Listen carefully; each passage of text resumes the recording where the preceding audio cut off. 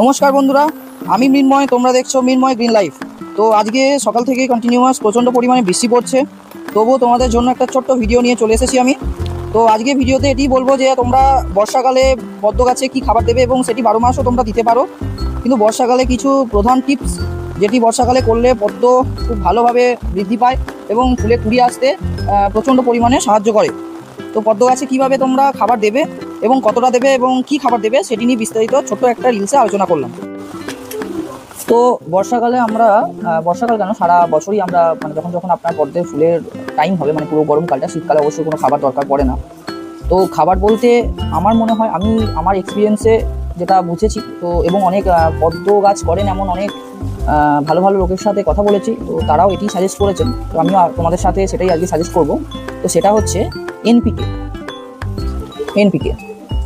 তো এনপিকে খুব একটি ভালো কাজ করে এবং এটির কাজ বলতে নাইট্রোজেন, ফসফরাস, পটাশিয়াম সমান পরিমাণে থাকে। এনপিকে 19-19 বা 20-20-20, যার কাছে যেটা আছে সে সেটা দিতে পারে। তো সেটি কীভাবে দেবে সেটা আমি একটু দেখিয়ে দিচ্ছি। তো এটি খুব সামান্য একটু নিতে হবে, টেবিল চামচের বলতে পারেন এতটা, এই চামচেরই একটু, জাস্ট 1 চামচ, গোটা নয়। তো সেটিকে নিয়ে এরকম কাগজের পুড়িয়া করবেন, কাগজের পুড়িয়া করে তার মধ্যে এইভাবে দিয়ে দিতে হবে। এইভাবে একটু জাস্ট সামান্য একটু দিয়ে এটাকে এরকম মুড়িয়ে দিতে হবে। ঠিক এরকমভাবে মুড়িয়ে দিতে হবে। এইভাবে আমি দুটোই করে নেবো। তো বন্ধুরা, এই যে পুড়িয়াটি আমি করেছি, এই পুড়িয়াটি অনেকে গাছের সাইডে দেয়, গাছের পাশে দিয়ে দেয় এবং অনেকে জলে গুলেও দিয়ে দেয়, কিন্তু সেটি দেওয়ার কোনো নিয়ম নেই, কারণ গাছের শেকড় মাটির তলায় থাকে।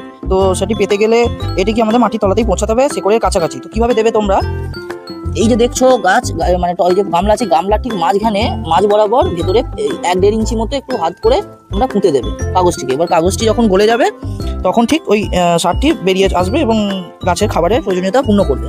ঠিক এমনভাবেই, তোমাদের হয়তো অন্ধকার হয়ে গেছে বলে আমি খুব ভালোভাবে দেখাতে পারবো না, তবুও এটিতে একটু চেষ্টা করছি দেখানো। এই দেখো, আমি ঠিকই যেমন পুঁতে দিলাম, ঠিক ভেতরে একটু পুঁতে দেবে, একটু মাটিটাকে ঢাকা দিয়ে দেবে, ব্যাস হয়ে গেল। এরপরেই তোমরা এই যে কুড়িটা, আমার সাদাটার প্রথম কুড়ি এসছে, এটির খুব পরিমাণে ম্যাচুরিটি আসবে কুড়িটার মধ্যে এবং কুড়িটি খুব ভালোভাবে বড় হয়ে ফুটবে, যেমন এইগুলি ফুটছে আমার। সেম এই জিনিসটি আমি প্রতি মাসে একবার করে করি। এবার তোমরা যখন গরমকাল হবে, বৃষ্টির সিজন যখন হবে না, তখন তোমরা এই জিনিসটি মোটামুটি করতে পারো তোমরা কিছুদিন অন্তর 15 দিন অন্তর।